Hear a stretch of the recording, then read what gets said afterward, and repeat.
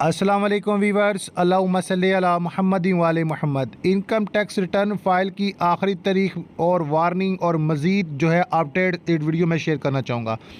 Government of Pakistan revenue division federal board of revenue की जानिब से एक लेटेस्ट नोटिफिकेशन 30 सितंबर 2025 को जारी किया गया, जो कि circle number 4 2025-26 IR operation tax income tax के हवाले से तस्दीक शुदा। और इसमें लेटर जो तस्दीक शुदा वो ये है कि extension date of filling of income tax return for tax year 2025।